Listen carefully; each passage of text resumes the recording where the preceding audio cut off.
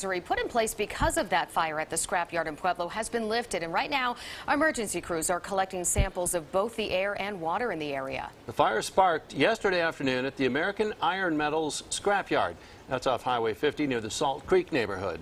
As KRDO News Channel 13's Bonnie Silkman found out, many want answers as to how this happened yet again.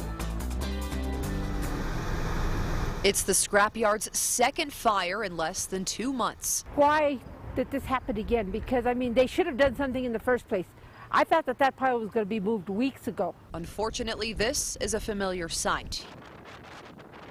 Here's the view from yesterday's fire, and here's video from the fire back in April. Same spot from the same 80-foot pile of scrap.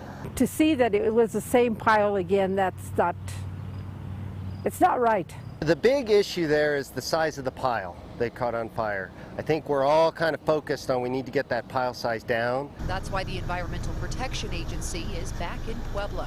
From just looking at this view, you really can't tell a large fire happened here just yesterday. Now the dead giveaway, that lingering smell. The air is still heavy with the smell of burnt debris and metals. Exactly why neighbors are worried about the air quality. And it might not be us, it's going to be our children or our grandchildren that are going to have the effects of this. Right now, we don't think they're exposed to anything. We have our monitors that are set up around the pile. Air is one concern, but what about all of this water? It's flowing from the scrapyard right into Salt Creek. And that water is running into the wells. That's what we're watering our grasses with. So if it's going into the creek, you know that water is seeping into the ground.